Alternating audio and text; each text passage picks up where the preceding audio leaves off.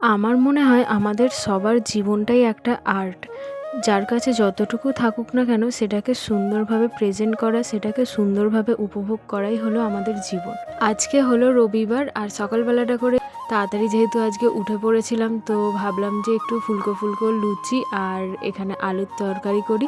তো আলুর তরকারি আমি বসিয়ে দিয়েছি আর ময়দা মেখে আমি লুচি বেলে নিয়ে লুচি একটা একটা করে ভাজতেও লেগে গেছি। তো টিফিনে আমাদের সকালেই ফুলকো ফুলকো লুচি আর আলু চচ্চড়ি খাওয়া হলো। আজকে যাব আমাদের বাড়িতে, তো বিকেল বেলাটা করে, এটা হচ্ছে বিকেল বেলাটা করে, তো আমি এখানে রেডি হয়ে গেছি আমাদের বাড়িতে যাব বলে। আমি যে আমাদের বাড়িতে যাচ্ছি এখন আমি বেশ অনেক দিনই থাকবো আমাদের বাড়িতে। এই যে চলে এসেছি, ও যেহেতু বেশি টাইম আমাদের লাগে না বাইকে করে আসতে, কারণ আমার শ্বশুর বাড়ি দিয়ে আমার বাপের বাড়ির ডিফারেন্স হচ্ছে এপাড়া দিয়ে ওপাড়া। চলেও এসেছি।